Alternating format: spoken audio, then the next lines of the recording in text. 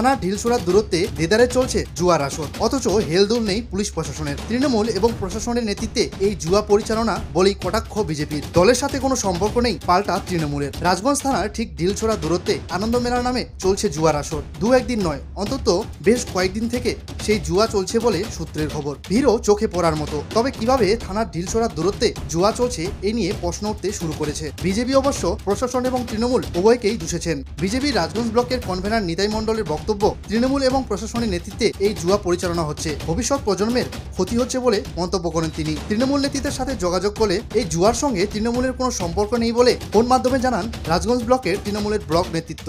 যারা চালাচ্ছেন খোঁজ নিলেই জানা যাবে বলে তিনি মন্তব্য করেন। সূত্রের খবর, এদিকে গতকাল শুক্রবার রাতের দিকে ঘটনা জানাজানি হতেই প্রায় কয়েকদিন ধরে সেই জুয়ার আসরের বিরুদ্ধে অভিযানে নামেন রাজগঞ্জ থানার পুলিশ।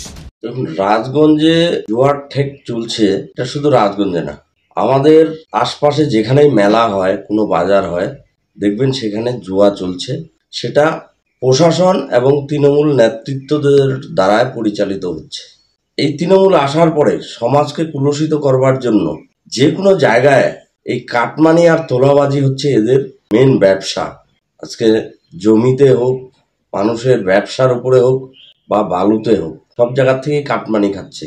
তার উপরে এই যে জুয়া, যে মানুষের একটা আনন্দময়ী জায়গা, মেলা পার্বণ, সেখানে এই জুয়ার আসর বসাচ্ছে, এতে সমাজ কলুষিত হচ্ছে, ভবিষ্যৎ প্রজন্মর ক্ষতি হচ্ছে। এটা আমরা কখনো আশা করি না, ধিক্কার জানাই। এমনকি সাধারণ মানুষ প্রতিবাদ করছে, তাদের প্রতিবাদের সুরকে জোর করে চাপা দেওয়া হচ্ছে।